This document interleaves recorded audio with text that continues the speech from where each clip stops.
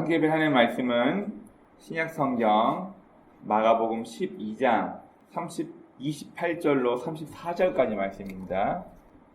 마가복음 12장 28절로 34절까지 말씀. 저부터 한 절씩 교독하여 읽도록 하겠습니다. 28절입니다. 서기관 중 한 사람이 그들이 변론하는 것을 듣고 예수께서 잘 대답하신 줄 알고 나아가 묻되 모든 계명 중에 첫째가 무엇이니까? 예수께서 대답하시되 첫째는 이것이니 이스라엘아 들으라 주 곧 우리 하나님은 유일한 주시라. 네 마음을 다하고 목숨을 다하고 뜻을 다하고 힘을 다하여 주 너의 하나님을 사랑하라 하신 것이요. 둘째는 이것이니 내 이웃을 내 자신과 같이 사랑하라 하신 것이라. 이보다 더 큰 계명이 없느니라. 서기관이 이르되 선생님이여 옳소이다. 하나님은 한 분이시요 그 외에 다른 이가 없다 하신 말씀이 참이니이다. 또 마음을 다하고 지혜를 다하고 힘을 다하여 하나님을 사랑하는 것과 또 이웃을 자기 자신과 같이 사랑하는 것이 전체로 드리는 모든 분들과 기타 제물보다 나은 다 같이 예수께서 그가 지혜 있게 대답함을 보시고 이르시되 네가 하나님의 나라에서 멀지 않도다 하시니 그 후에 감히 묻는 자가 없더라. 아멘. 기도하겠습니다. 하나님, 오늘도 우리에게 귀한 건강 허락하여 주시고 주 앞에 나와 예배 드리게 하시면 감사합니다. 하나님, 우리가 항상 하나님의 방법대로 하나님 말씀대로 살아야 하는데 우리가 이 땅을 살아가면서 남들과 비교하고 남들처럼 살려고 하면서 우리의 마음이 하나님 말씀과 멀어졌던 것이 있었다면 주님 용서하시고 우리가 다시 한번 이 시간 예배를 통하여서 우리 각자를 향한 하나님의 뜻과 계획이 무엇인지 깨달아 하나님의 방법대로 이 땅을 살아갈 수 있는 참 성도가 되게 도와주옵소서. 우리가 예배드리고 하나님께 집중하는데 방해되는 모든 것들 다 내놓게 하시고 이 시간 우리가 하나님 말씀을 통하여서 우리를 향한 하나님의 뜻을 하나님의 계획을 만나는 귀한 시간이 되길 원합니다. 부족한 자가 주의 말씀을 들고 다니었습니다. 오직 하나님의 계획된 하나님의 약속된 말씀만 증거하게 하시고 인간의 사사로운 감정이나 또 정치에 관련된 것들 말하지 않고 오직 하나님 마음만 대변할 수 있는 그런 인생 되게 도와주옵소서. 이 시간 오직 주의 성령께서 우리의 생각과 우리의 마음을 주장하시고 우리 모임 가운데 함께 하시고 역사하실 걸 믿사하며 우리 구주 예수 그리스도의 이름으로 감사하며 기도드립니다. 아멘. 우리가 지난주부터 계속 안식의 의미에 대해서 그리고 성경 속에 나타난 하나님의 역사적인 경륜에 대해서 말씀을 나누었습니다. 짧게 요약해보자면은 여러분 안식이란 것은 하나님께 필요가 없었던 거예요. 다만 안식은 인간이 하나님이 어떤 분인가를 기억하기 위해서 그리고 이 시대에 약자를 보호하기 위해서 이웃을 사랑하는 마음으로 안식이 그 참 의미가 있었다고 말씀드렸고 하나님께서는 여러 역사적인 사건을 통해서 인류를 지금까지 인도해 오시고 또 우리가 가인의 계보와 셋의 계보를 통하여서 인간적으로 발전만 하려고 하는 하나님과 관계없이 발전하려는 인류의 노력과 하나님을 찾고 하나님을 부르면서 점점점 번성했던 인류의 두 가지 흐름에 대해서 함께 말씀을 나누었습니다. 오늘 우리가 함께 나눈 이 말씀에서는 그러면 성경에서 우리에게 말하고 있는 그 핵심이 무엇인가? 성경의 핵심은 바로 사랑에 대해서 이야기하고 있는데 그 사랑이 우리와 무슨 관계인가? 그리고 왜 예수님께서는 이 사랑에 대해서 우리에게 계속해서 말씀하고 있는가에 대해서 우리 함께 오늘 본문 말씀을 통해서 같이 나누길 원합니다. 먼저 오늘 우리가 읽었던 이 본문 말씀은 좀처럼 예수님께 칭찬받는 사람들이 많지는 않았는데 오늘 이 본문 이야기를 보면 예수님께 칭찬받은 한 서기관의 이야기가 나와 있습니다. 심지어 주님께서는 이 서기관이 지혜 있게 또 하나님의 말씀을 정확히 이해하고 이야기하는 걸 듣고 그 서기관을 향해서 뭐라고 칭찬하냐면 네가 하나님 나라에서 멀지 않다. 그 말은 뭐예요? 네가 지금 하나님의 통치가 너와 멀지 않다. 너 하나님의 통치를 그대로 받아들이며 인생을 살고 있구나. 우리가 마태복음뿐만 아니라 사복음서를 보면은 이 사복음서에서는 당시 정치지이고 또 종교인이었던 서기관 바리새인들을 향하여서 예수님께서 굉장히 독설을 하십니다. 심지어 예수님께서 뭐라고 이 사두개인과 바리새인들 그리고 이 다른 사람을 가르치는 서기관들을 향하여서 뭐라고 예수님께서 비난하고 욕을 하시냐면 이런 독사의 자식들아. 우리나라 식대로 얘기하면 에이 뱀 새끼야 이렇게 얘기하면 똑같은 거예요. 굉장히 욕이죠. 이렇게까지 예수님께서 화내시면서 이 정치인들, 종교인들은 굉장히 예수님께서 질타를 하셨는데 오늘 본문에서는 이 성경 말씀을 가르치고 기록했던 서기관을 향하여서 예수님께서 굉장히 칭찬을 하십니다. 네가 하나님 나라에서 멀지 않다. 자, 오늘 말씀 한번 보겠습니다. 먼저 28절부터 31절 말씀을 보면 한 서기관의 질문과 예수님의 답변에 대해서 이야기합니다. 이 서기관은 여러분 알다시피 하나님 말씀을 대사, 즉 옛날에 복사기가 없었기 때문에 하나님의 말씀을 대신 기록하고 또 기록한 하나님의 말씀을 공부해서 다른 사람에게 성경의 말씀을 알려주게 했던 그런 어떻게 보면 종교적인 리더 중에 한 사람입니다. 이 서기관이 물어봅니다. 예수님께서 말씀을 잘 하신 것을 알고 비아냥거리면서 한번 내가 쟤 한번 떠볼까? 그런 마음이 아니라 저 사람은 저 소문난 저 나사렛에서 온 예수라는 사람은 하나님의 말씀을 잘 알고 있으니까 내가 한번 물어봐야지 하고 좋은 의도를 가지고 물어봅니다. 먼저 28절 하반절 보니까 예수께서 잘 대답하신 줄 알고 나와 묻되 모든 계명 중에 첫째가 무엇입니까? 라고 예수님께 여쭤봅니다. 예수님께서는 하나님을 가장 사랑해야 하고 그리고 네 이웃을 가장 사랑하는 것이 하나님께서 우리에게 주신 율법의 핵심이라고 예수님 말씀을 하십니다. 자, 거기에 대해서 32절, 33절 말씀 보면 이 서기관이 예수님의 말씀을 듣고 자기가 가지고 있던, 자기가 알고 깨달아왔던 성경의 핵심에 대해서 다시 한번 풀어서 이야기합니다. 우리 한번 32절 한번 볼까요? 서기관이 이르되 선생님이여 옳소이다. 하나님은 한 분이시오. 그 외에 다른 이가 없다 하신 말씀이 참이니이다. 또 마음을 다하고 지혜를 다하고 힘을 다하여 하나님을 사랑하는 것과 또 이웃을 자기 자신과 같이 사랑하는 것이 전체로 드리는 모든 번제물과 기타 제물보다 나으니이다. 이게 무슨 얘기예요?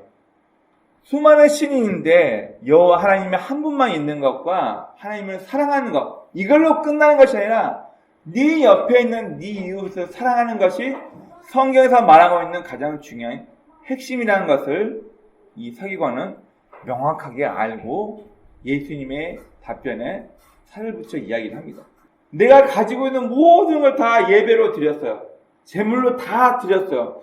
이것보다 중요한 게 뭐냐면 하나님을 사랑하고 내 이웃을 내 몸처럼 사랑하는 것보다 중요한 것이 없다라고 이 성경에 하나님께서 주신 말씀의 핵심을 이 서기관은 명확히 꿰뚫어 보고 있었다는 것입니다.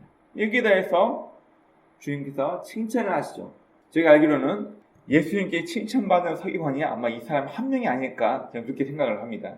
자, 34절 보니까 예수께서 그가 지혜 있게 대답함을 보시고 이르시되 네가 하나님의 나라에서 멀지 않도다 하시니 그 후에 감히 묻는 자가 없더라. 정확히 핵심을 얘기한 거죠. 여러분 예수님 당시 서기관들과 바리새인들은 나라의 독립운동을 하였던 리더로서 굉장히 존경받던 사람들입니다. 유대 땅은 로마에 의해서 침략을 받고 있을 때 이 바리새인과 서기관들은 자기 후배들에게 하나님을 향한 열심 그리고 민족의 정신을 살리기 위해서 마카비 혁명이라는 것을 벌이고 나라의 독립을 되찾기 위해서 힘을 씁니다. 나중에 이 마카비 혁명을 일으켰던 이 요한나스라는 집안인데 지네가 하스모니아 왕조라는 걸 세워가지고 내가 이제 이 나라의 왕이 될 거야. 정치판이 다 똑같은 것 같아요. 내가 이제 이 나라의 왕이 될 거라고 하스모니아 왕조를 세우고 이제 정치적으로 내가 이 나라의 민족의 왕이 될 거라고 선포했을 때 이 바리새인은 정치적인 결단을 하지 않겠다고, 나는 정치적으로 하나님 섬기는 것과 결단을 하지 않을 거니까 네와 결별, 우리는 오직 하나님의 말씀만 가르칠 거다고 이 바리새인이 튕겨져 나오고, 정치적인 결단을 했던 사람은 사두개인들은 우리는 정치를 하면서 나라를 이끌 거야.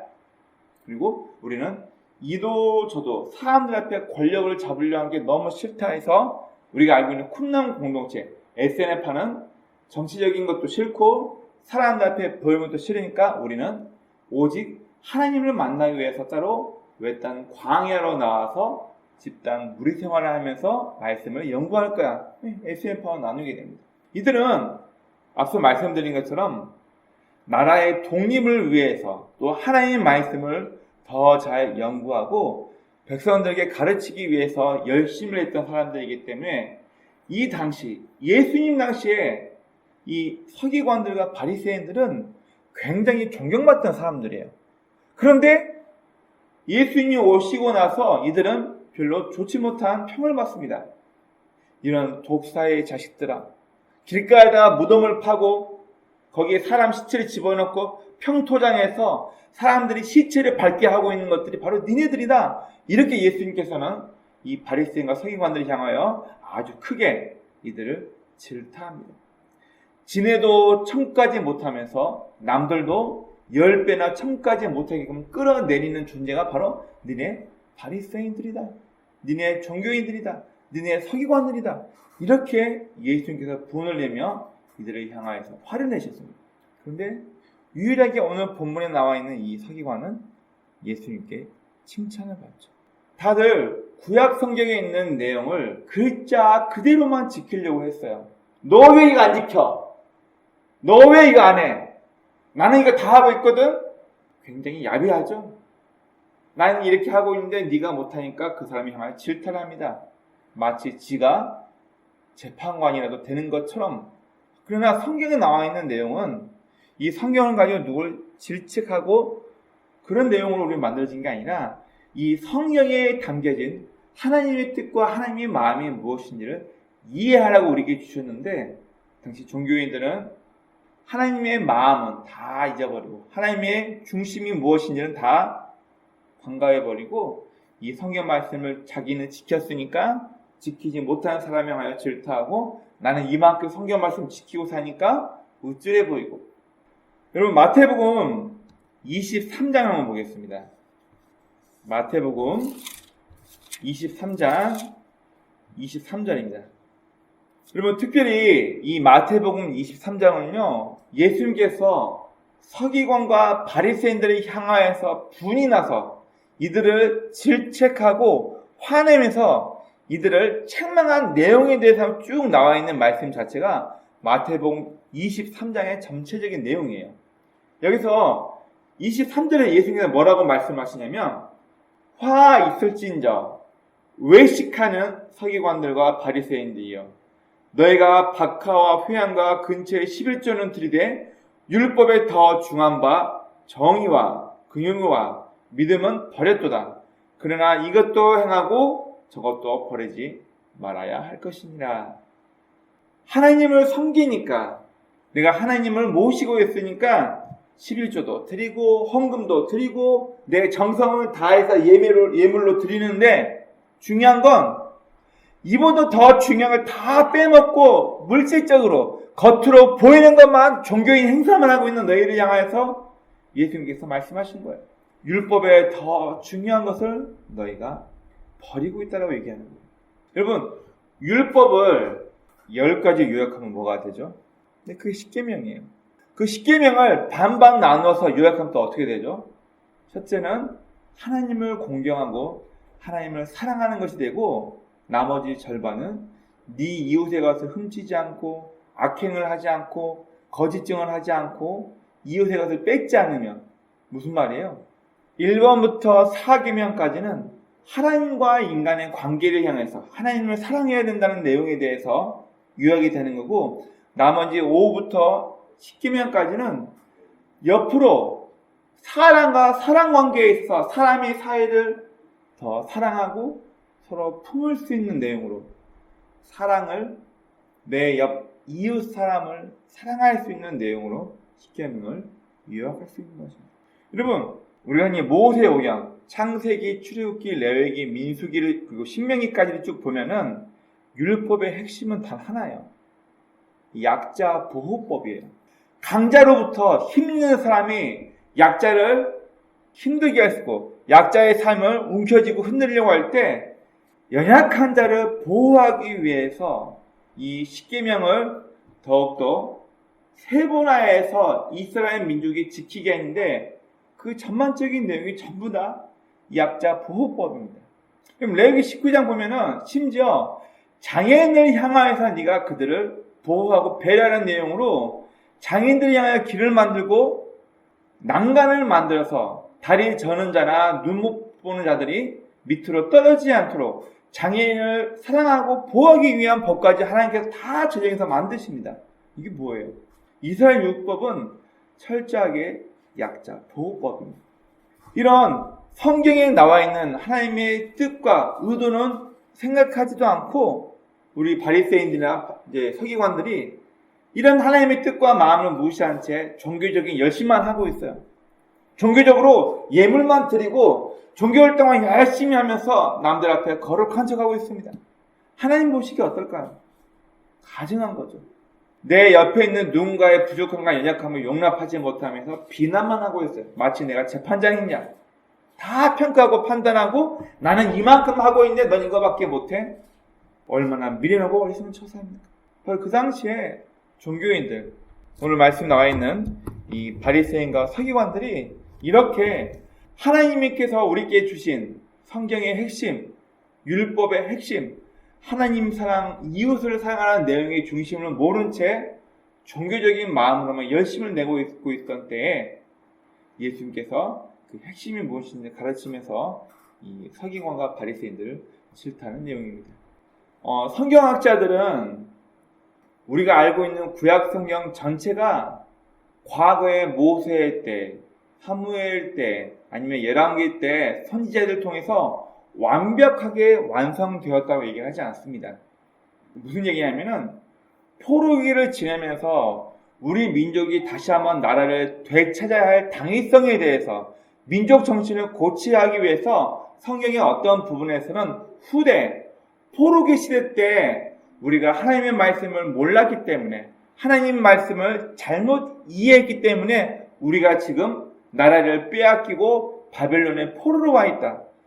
보통의 학자들은 이 포로기 시대 때 하나님의 율법을 사람들이 더 많이 연구하고 학습하고 공부하면서 애국심을 위해서 우리가 나라를 되찾고 우리 황폐했지만 다시 이스라엘로 넘어가서 하나님의 나라, 우리의 나라를 다시 번성하자는 목적으로 하나님의 율법을 잘 연구하고 공부해서 후대에 이 구약성경의 몇몇 부분에는 후대에 선조들이 썼던 하나님의 말씀에다가 덧붙여 기록한 부분이 있다고 얘기를 합니다. 이스라엘 성전이 파괴되고 바벨론 포로로 끌려갔던 이들은 신앙에서 나라의 독립과 애국심을 찾기 위해서 율법을 더 엄하게 지킬 수 있는 방법을 연구하게 됩니다. 그래서 이들은 십계명과 모세 오경에 나와 있는 율법을 더 세분화해서 갑자기 이 율법이 613가지나 지켜야 할 율법으로 세분화됩니다. 물론 이스라엘에 약 4개 정도의 종교 종파가 있는데 이 종파마다 약간씩 율법의 개수가 좀 다릅니다. 보통은 평균적으로 613개의 지켜야 할 율법에 대해서 이야기하는데 이들은 포로기로 있을 때 바로 이 율법을 더욱더 세분화해서 하나님의 말씀을 더 잘 지키고 잘 이해하면서 행동으로 지키기 위해서 이걸 세분화해서 만들어 놨어요. 그런데 문제는 뭐냐면 율법을 지키면서 하나님을 향한 열심을 드러내겠다는 열심은 좋았지만 율법 속에 숨겨진 하나님의 진짜 마음을 버려버렸다는 거예요. 제가 한 2주 전에 구약 성경에 보면은 추수할 때 모든 땅을 다 추수하지 말고 모퉁이의 땅은 고아와 과부가 음식으로 삼을 수 있도록 모퉁이 땅은 남겨놓으라는 하나님의 율법에 잠깐 말씀을 나누었어요. 우리도 저희가 어렸을 때 과일 같은 거 있으면 일부러 다 따지 않아요. 까치밥이라고 일부 남겨놔요. 말 그대로 지나가는 행인이나 겨울철에 먹이가 없을 때 새들이나 짐승이 와서 먹으라고 우리 선조들 때부터도 일부러 모든 양식을 다 추수하지 않고 일부는 불쌍한 사람이나 동물들을 위해서 남겨놓고 그랬던 법이 있습니다. 법이라기보다는 그랬던 우리나라 전통이 있습니다. 이 이스라엘에서도 고아와 과부, 객, 일을 알 수 없는 사람들을 배려하기 위해서 하나님께서는 법으로 모퉁이 땅은 남겨놓고 추수하라고 그랬어요. 그러면 다시 한번 제가 한번 말씀드려 볼게요. 자, 이 네모난 종이가 땅이라고 해봅시다. 어디가 모퉁이에요? 여기만 모퉁이에요? 여기만? 여기만? 그럼 네 군데만 모퉁이에요? 그럼 어디가 모퉁이에요? 왜 모퉁이 땅에 정의가 없어요? 여러분, 하나님의 마음을 이해하지 못하고 글자 그대로만 율법을 지킨 사람은 이만큼 나는 네 모퉁이 아니야. 나는 한 모퉁이만 남겨도 성경은 네 모퉁이 남기는 적 없으니까 나는 이만큼만 남겨놓고 모든 땅 추수할 거야. 이 사람 율법 지켰어요. 그렇죠? 아니야. 나는 네 모퉁이 어딨어? 이만큼. 자, 이만큼만 땅에 모퉁이 땅을 남겨놓고 추수해버려도 이 사람은 율법 지킨 거예요. 어떻게? 문자적으로만. 마치 법망을 피해가면서 각종 비리를 저지르는 사람처럼 나는 법 지켰거든? 이렇게. 여러분, 왜 하나님께서 율법에 모퉁이 땅은 남겨놓고 추수하라 그랬어요? 누구 때문에?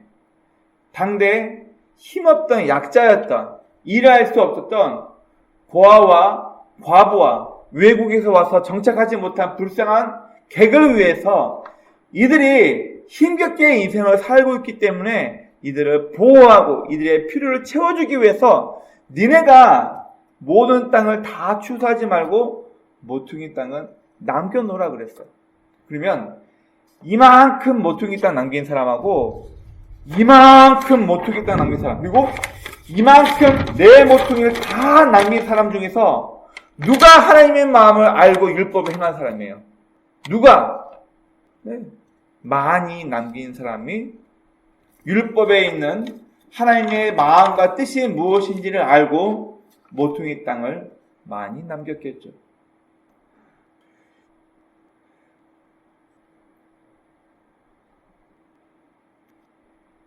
성경은 이미 우리 인간이 어떻게 타락한 존재인가, 우리 인간이라는 존재가 어떻게 하나님과 멀어지면서 자기만을 위해서 남들은 무시하고 짓밟으면서까지 자기만을 위해서 자기 만족만을 위해서 살아가는 존재인지에 대해서 성경은 이미 인간의 타락에 대해서 이야기를 하고 있습니다.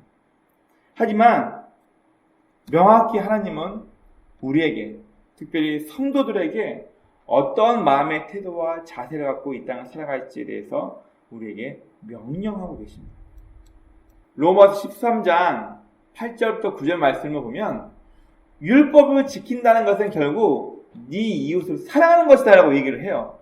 그래서 이 로마서 13장 10절에서는 율법은 사랑의 완성이다 라고 얘기를 합니다. 내가 100가지 율법을 지켰어도 사랑하는 마음이 없다? 의미 없다는 거예요. 내가 613가지 율법을 다 지켰는데 내 마음 가운데 긍휼히 여기는 마음, 그 사람을 수긍하고 받아들이는 마음, 나는 안 그랬는데 너는 왜 그래? 질책하는 마음만 있다면 그 사람은 율법의 핵심을 다 빼먹고 지키고 있다는 거예요. 로마서에서는 사랑은 율법의 완성이다라고 얘기합니다. 그리고 갈라디아서 5장 13절에서는 오직 사랑으로 서로 종노릇하라 이렇게 얘기를 합니다. 여러분, 앞에는 저도 제 아내를 사랑하지만 가끔 게을러져서 혹은 저도 몸이 피곤해지면 아내가 힘들게 일할 걸 알면서도 방치할 때가 있습니다. 그런데 정신이 온전하게 들잖아요. 그러면 정신이 돌아오면 이거 안 해놓으면 내 아내가 또 힘들겠구나. 이거 안 하면 내 와이프가 또 설거지하고 청소하고 음식물 분리수리 이거 하면서 힘들겠구나. 정신이 온전해지면 그걸 알고 스스로 해요. 왜요? 안 하면 잔소리 하니까? 아니요. 잔소리 하든 말든 나 상관없어요. 잔소리가 무서워서가 아니라 내가 사랑하고 아끼는 내 아내가 힘들어하는 게 싫어서 먼저 설거지하고 먼저 집안일 하게 됩니다. 그래서 찬송가에 이런 노래가 있습니다. 사랑은 섬기기 위해 서로를 기뻐하는 것이라는 그런 내용의 CCM 가사가 있습니다. 무슨 말인가요? 나의 기쁨을 위해서가 아니라 상대편의 기쁨을 위해서 내가 먼저 움직이고 행동한다는 거예요. 바로 이 말씀 갈라디아서 5장 13절에서는 다른 것이 아니라 얄팍한 이익이나 욕심을 위해서가 아니라 오직 네 옆사람을, 네 이웃을, 네 옆에 있는 사람을 섬기기 위해서 서로 종노릇하라고 얘기를 하고 있는 거예요. 내가 너의 종이 되어줄게. 네가 힘드니까. 너가 고생하니까 먼저 내가 너의 종노릇 해줄게. 오직 사랑으로만 서로 종노릇하라고 이야기합니다. 그리고 요한일서 4장 8절에서는 사랑하지 아니하는 자는 하나님을 알지 못하나니 아예 선언을 하고 있습니다. 니네가 서로 사랑하지 않고 종교활동을 열심히 하고 있어? 미안하지만 니네는 하나님 모르는 인간이야. 니네는 하나님 몰라. 왜요? 요한일서 4장 8장은 명확히 얘기하고 있습니다. 왜 사랑하지 않냐 사람이 하나님을 모르는가? 이는 하나님 자체가 사랑이시기 때문이라고 얘기를 하고 있습니다. 하나님 그분이 남을 위해서, 하나님 그분이 약한 자를 위해서, 연약한 자를 위해서 일하시고 보호하시고 오로지 그들을 위해서 율법을 만들어서 약자를 보호하기 위한 하나님으로 등장하는데 사랑하지 않는다? 내 옆에 있는 연약한 자를 붙들 줄 모르고 그래서 이 요한일서에서는 사랑하지 아니하는 자는 하나님을 알지 못하나니 이는 하나님은 사랑이심이라 라고 이야기하고 있습니다. 여러분 그런데 성경에서는 수차례 사랑에 대해서 이야기하고 있습니다. 특별히 구약 성경에서는 모세의 오경을 통해서 연약한 자를 보호하기 위한 약자를 보호하기 위한 하나님의 법이 굉장히 여러 가지로 세분화되어 있습니다. 뿐만 아니라 고아나 과부나 다른 나라에서 온 외국인 즉 정착하지 못한 사람을 억울해하게 하고 그들을 격노하게 하냐 나 여호와가 네 죄를 묻겠다. 내가 고아와 과부의 편에서 너를 심판하겠다는 말씀이 이미 성경에 기록되어 있어요. 그만큼 하나님은 약자를 보호하고 사랑하라고 말씀하고 있는데 우리는 그게 힘들어요. 여러분 솔직해져 봅시다. 내가 갖게 될 이익을 생각하면서 인간은 철저하게 타락하게 되어 있어요. 내 가족이건 내 형제건 내 친한 친구건 이익 앞에서는 철저하게 분열됩니다. 얼마 전 제가 봤던 드라마나 또 우리가 재산이 많은 부모가 죽었을 때 형제가 어떻게 싸워서 철저하게 남남이 되는지 우리 많이 경험했고 봐왔을 것입니다. 형제? 죄송하면 필요 없어요. 내 이익 앞에서는 변한다니까. 우리 초등학교 아이들이 보는 동화책에 보면 우애 좋은 형제에 대해서 이야기가 나옵니다. 마을에서 우애 좋기로 유명한 형제들이 서로 길을 가다가 강가에서 황금덩이를 발견해요. 아이고 형님, 우리 너무나 운이 좋은 것 같습니다. 하나님 형님 하나는 아우 황금을 딱 주워서 가고 있는데 어느 순간 형이랑 동생이 그 금을 다시 물에 던져버리고 그냥 가는 거예요. 말없이 한참을 가다가 형이 물어봅니다. 아우, 방금 그 금덩이였으면 엄청난 네 집도 고치고 집에 필요한 여러 가지 쌀도 얻어오고 굉장히 좋았을 텐데 왜 그 금을 버렸니? 라고 얘기하니까 동생이 뭐라고 얘기를 하냐면 형님, 내 마음속에 어떤 못된 생각이 들었는가에 대해서 이 얘기를 하는 거예요. 형님, 제가 그 금을 보고 무슨 생각을 했냐면 왜 형님 금이 내 것보다 커 보이지? 이 금 때문에 나와 형님과의 우애가 깨지겠구나, 그 생각이 들어서 금덩이를 물에 다시 던져버렸다는 이야기가 있습니다. 여러분, 죄송하지만 아름다운 이야기일 뿐 실제로 이 이야기는 일어날 수 없을 것입니다. 왜요? 우리 인간은 철저하게 자기 개인의 욕심을 위해서, 내 자신이 드러나기 위해서, 내가 얻을 수 있는 것에 집중하며 사는 이기적인 존재로 이미 태어났기 때문에 그냥 말 그대로 이상, 누군가에게 감동과 교훈만 줄 뿐 실제로 그런 일은 일어나기가 드물 것입니다. 그러면 성경에서도 율법 자체에서 사랑에 대해서 끊임없이 언급하고 이야기하고 누군가를 용납하고 배려하고 그들의 필요를 채워주라고, 이웃을 아낌없이. 그런데 우리는 그게 안 돼요. 인류가 이미 타락한 상태에서 아담의 후예로 나오고 있기 때문입니다. 하나님이 인간을 만드실 때 인간이 기계처럼 하나님의 말씀에 명령을 불복종하지 않고 무조건 프로그램화 되어 있는 대로, 마치 코딩 되어 있는 대로만 움직이는 것처럼 인간을 만들지 않았어요. 인간 스스로가 생각하고 판단하고 선택할 수 있게끔 우리에게 자유의지를 주셨는데, 인류의 첫 번째 시조인 아담은 하나님의 말씀에 의심하기 시작합니다. 아니, 선악과 먹는다고 죽어? 내가 볼 때는 아닌 것 같은데.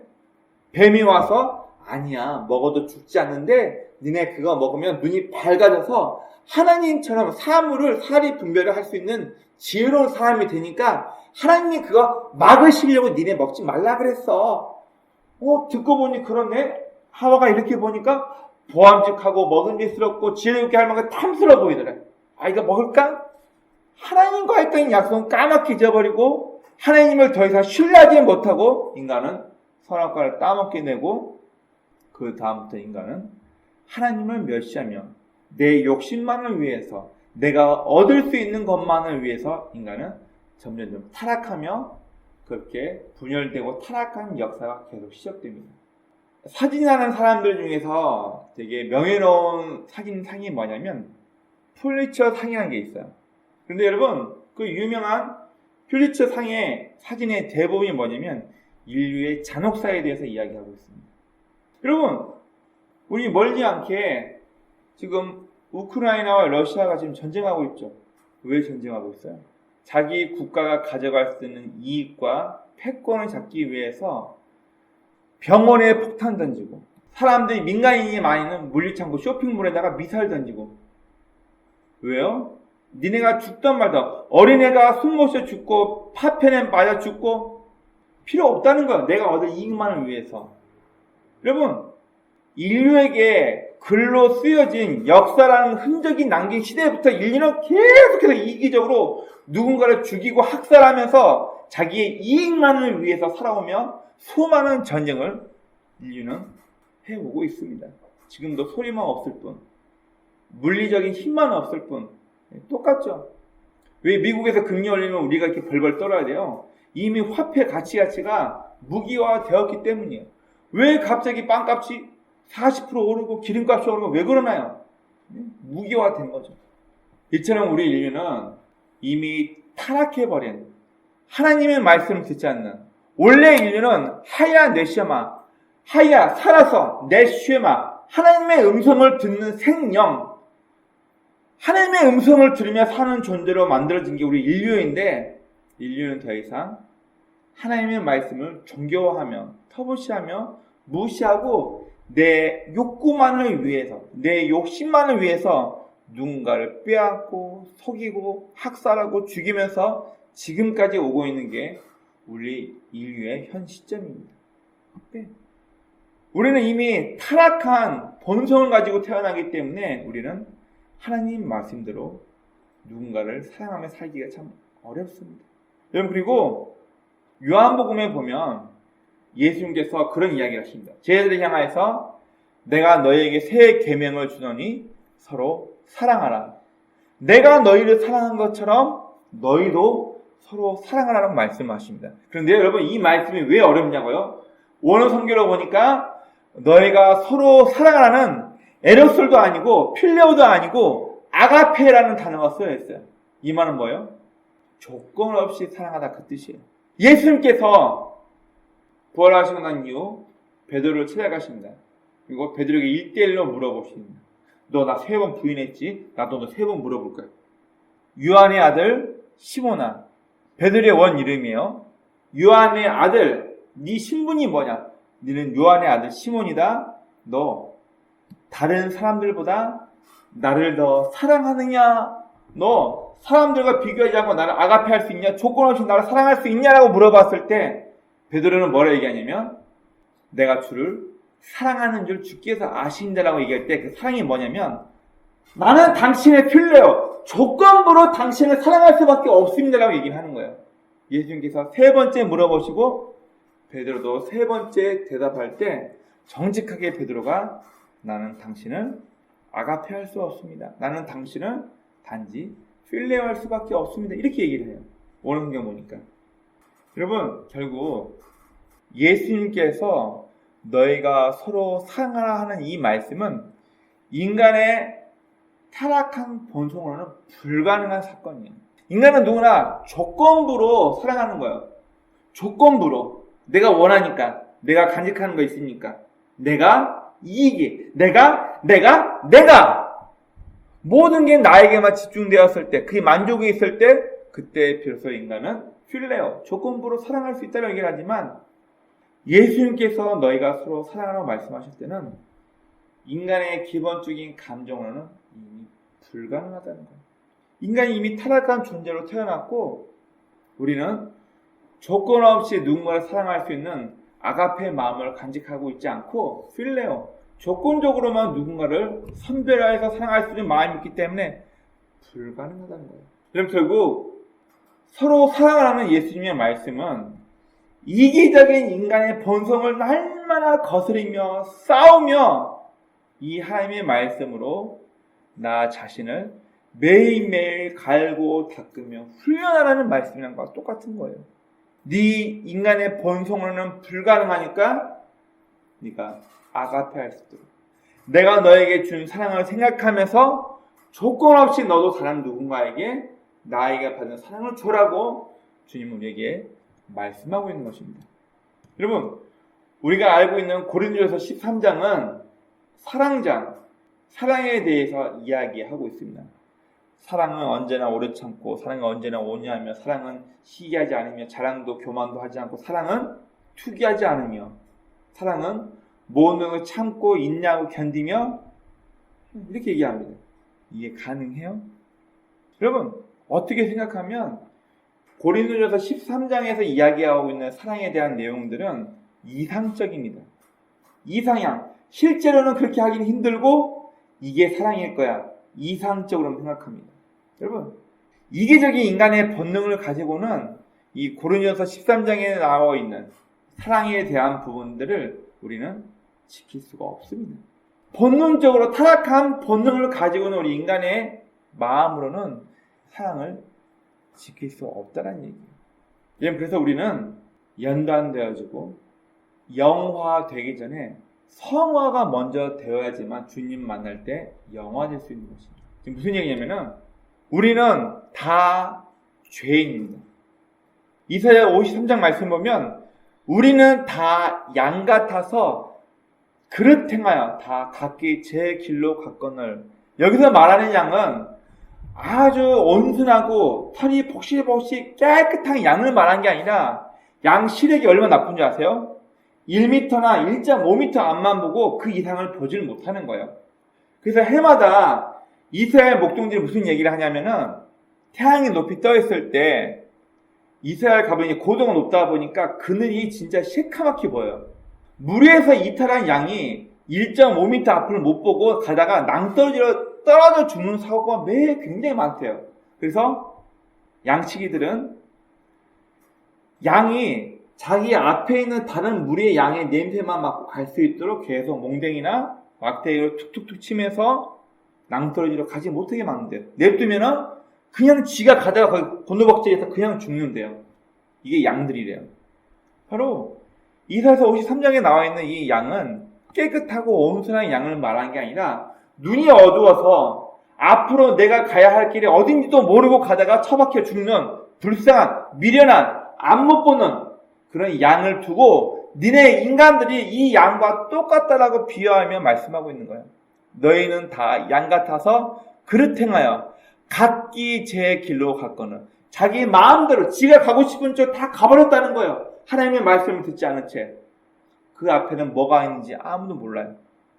목자의 말을 무시하고 갔을 때 그 양은 앞을 못 보고 낭떠러지 떨어져 죽든지 야생 짐승을 만나서 뜯겨 죽든지 양이 그릇 행하여 각기 제 길로 가버렸기 때문에 목자의 도움을 받지 못한다는 것을 이야기하는 거죠.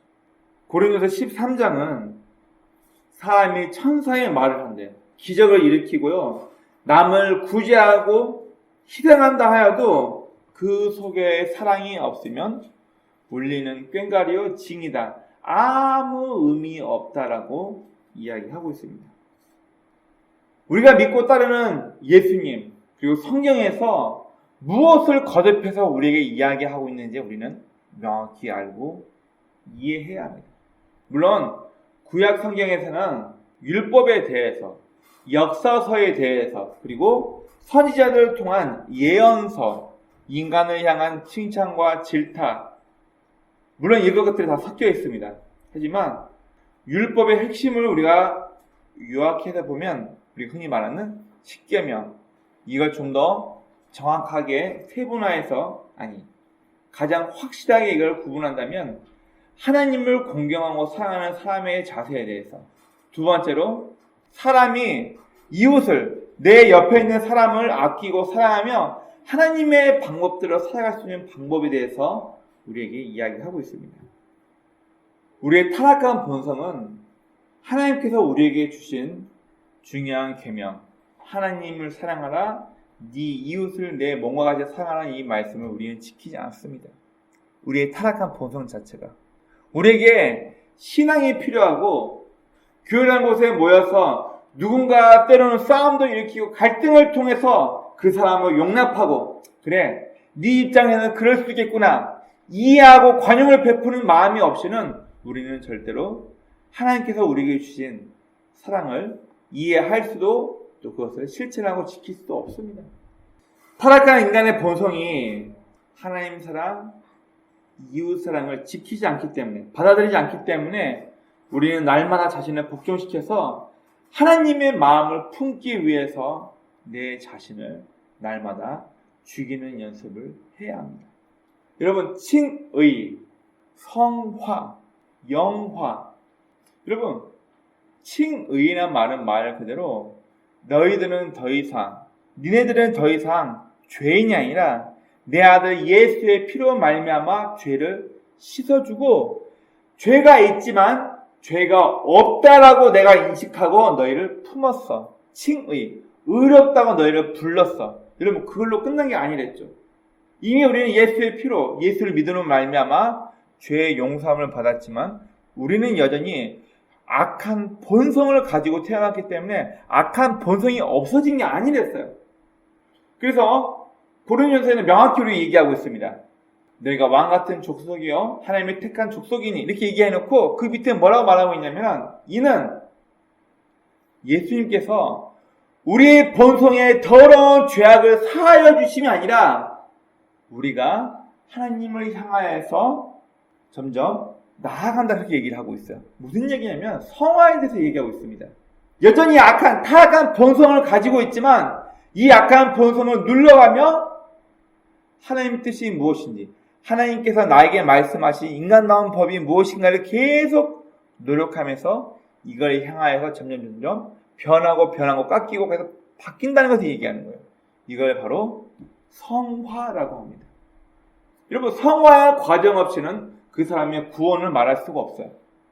좀 더 쉽게 얘기하자면 예수 믿은 지 10년이 넘었는데 10년 전의 이기적인 모습 10년 전의 사악한 본성이 그대로라면 누가 그 사람의 구원에 대해서 확신히 말할 수 있나요? 종교적으로 열심히 하고 있지만 성화된 그 사람의 삶의 모습이 없다라면 우리는 무엇을 가지고 저 사람이 구원받았네 구원받지 못했네 뭘로 평가하는 거예요? 하나님의 말씀으로 조금씩 변화되어 가며 깎이며 다듬어지고 있는 성도의 성화의 모습이 없이는 그 누구도 그 사람이 구원받았다라고 말할 수가 없습니다. 즉 성화가 있어야지만 칭의받았다, 영화, 구원받았다는 것이 입증이 된다는 이야기입니다. 그리고 이 성화가 유지되다가 결국 우리가 하나님을 만나 영화롭게 된다는 얘기죠. 여러분, 앞에 있는 저와 여러분이 지금 혼란한 이 시대에 얼마나 큰 일을 할 수 있을까요? 쉽게 지금 유엔에서도 제재하지 못하고 있는 러시아와 우크라이나 전쟁에 대해서 우리는 그 무엇도 할 수 없어요. 얼마 전에 일본의 전 총리가 총격당해서 피살됐습니다. 거기에 대해서 우리는 아무것도 할 수 없어요. 우리나라 정치판, 할 말이 많죠, 다들. 우리는 거기에 대해서 그 무엇도 할 수 없고 그 어떤 영향력도 끼칠 수 없어요. 여러분, 하나님은 저와 여러분들에게 내가 이 나라의 안전을 위해서, 이 나라의 정치를 위해서, 내가 세계의 평화와 안정을 위해서 우리 보고 뭐 하라고 하지 않으셨어요. 하나님께서 저와 여러분에게 요구한 게 뭐냐면 네 가정에서부터, 네가 일하고 있는 일터에서부터 네가 하나님의 방법대로 살며 네 가정에서, 네 일터에서, 네 주변 사람에게 네가 하나님의 말씀대로 살려고 몸부림치는 성도란 것을 보이면서 그들 앞에 선한 영향을 끼치는 사회의 작은 일원이 되라고 우리에게 말씀하시면서 너희는 빛과 소금이다라고 얘기를 하시는 거예요. 소금이 녹아지지 않으면 그 맛을 낼 수가 없는 거예요. 서양학자 토인미가 이런 얘기를 했어요. 개토. 개토란 말은 뭐냐면 원주민이 자기네끼리끼리만 모여서 서로 사랑하고 물품을 나누고 자기 이웃이 아닌, 자기 부족이 아닌 사람은 죽이고 학살해서 빼앗는 우리끼리, 이거를 개토라고 부릅니다. 원주민이 자기네끼리만 모이는. 우리가 교회 다니니까, 우리 무슨 지방으로 모였으니까, 우리 로터리 클럽이니까, 여러분, 우리끼리만 모여서 우리끼리만 찬송 부리고 기쁘고 즐거워서 은혜 받았다. 여러분, 개토화되면 교회는 끝난 거예요. 우리 보고 개토화되라고 말씀한 게 아니라 니네 집으로 가서, 네가 일하고 있는 직장으로 가서, 네가 만나고 있는 네 친구와 지인들 앞에서 네가 예수 믿는 사람답게, 네가 하나님을 믿고 있는 성도답게 그들에게 선한 모습을 보이면서 너네 인생을 살라라고 우리에게 명령하신 것입니다. 빛과 소금의 역할, 여러분 어려운 것이 아닙니다. 우리 삶 속에 깃드는 작은 섬김, 희생과 봉사, 이해하는 마음들, 우리가 하나님의 사람이라면, 하나님의 말씀을 이해하고 있다면 내가 만나고 있는 사람들 앞에서 우리의 작은 헌신과 희생을 통해서, 우리의 조그만 배려를 통해서 저 녀석 보니까 예수님이 생각나네. 저 녀석 보니까 나도 한번 교회 한번 가볼까? 저 녀석 보니까 쟤는 말로만 교회 다니고 술 먹고 다니는 누구하고 다르게 쟤는 다르네. 이런 모습들이 우리의 삶을 통해서 드러나는 복된 저와 여러분의 인생이 되시길 주의 이름으로 축원합니다. 아멘.